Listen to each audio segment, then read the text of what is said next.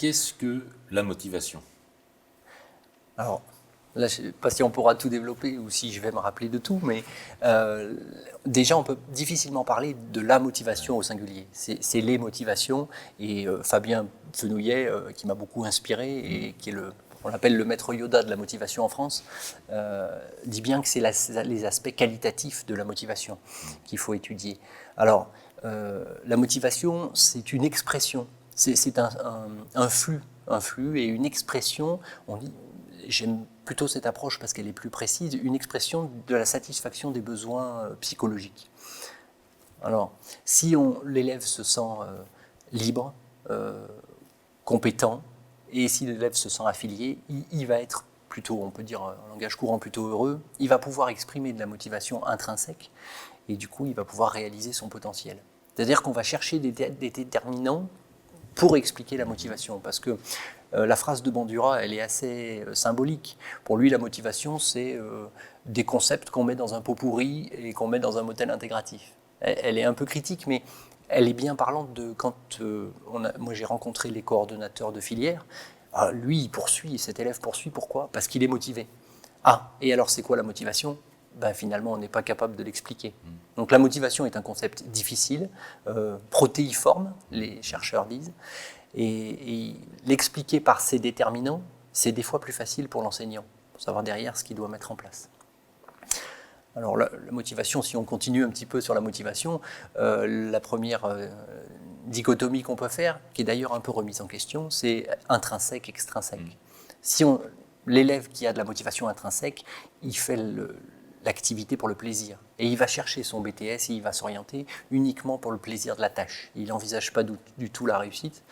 Extrinsèque, c'est plutôt les pressions de l'environnement. On dit les conditions du mérite. On va répondre à ce que veulent les autres, l'environnement.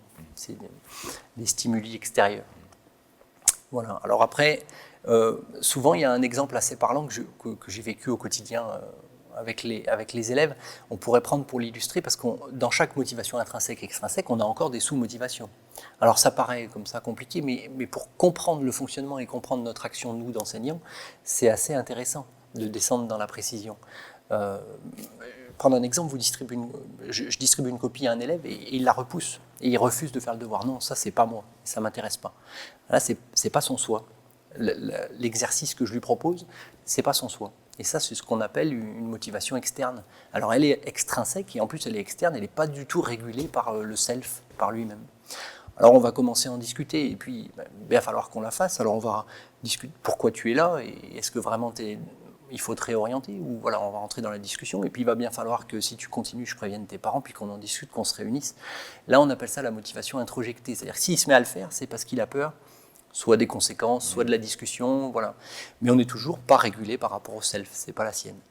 Et puis après, dans la discussion avec l'élève, on lui dit bon, tu vois, tu l'as fait, ce que je te propose, après on va conduire. Allez, on va aller réparer le tracteur une fois que tu fais ça, voilà.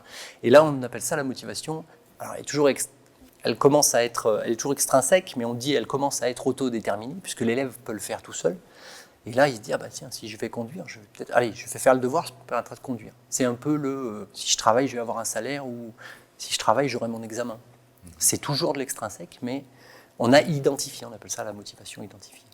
Et puis après, sur le continuum d'autodétermination, là où l'enseignant voudrait que l'élève aille, c'est-à-dire qu'il le fasse tout seul sans la pression. J'enlève la pression externe, l'élève continue. Ça, c'est de l'intrinsèque, c'est-à-dire qu'il le fait de lui-même, il le ressent. Alors, je vais prendre l'exemple de l'élève qui vient vous voir et qui dit « Moi, j'ai réparé ma pompe d'injection. Je me suis acheté une pompe d'injection, je l'ai réparée. D'accord, très bien. Et tu vas la revendre ?»« Ah non, ça ne m'intéresse pas. Moi, ce qui m'intéresse, c'est de le faire. » Donc, le vrai plaisir de la tâche et de l'activité sans viser la réussite. Là, on est dans de la motivation intrinsèque. Comme là, maintenant, le vrai plaisir de partager sur ces domaines-là.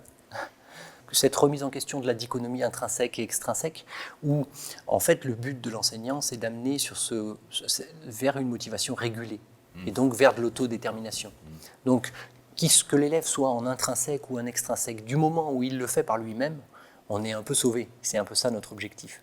Donc, voilà, s'il a identifié que c'était bien pour lui et que et que ça lui permet de faire l'activité sans que nous on soit derrière et qu'on l'oblige, c'est un peu l'idéal. Vous mettez les élèves, on met les élèves à travailler en situation et puis ils travaillent, ils vous interrogent, vous pouvez aller les aider. Alors après il y a le secours de la didactique qui va permettre d'organiser tout ça, mais il y a un peu cette approche-là qui est idéale. Alors là on n'est plus dans cette dichotomie, on est vraiment sur le continuum d'autodétermination et le but c'est que l'élève soit encore une fois en cohérence entre le soi, lui-même au fond, et puis les activités qu'on propose.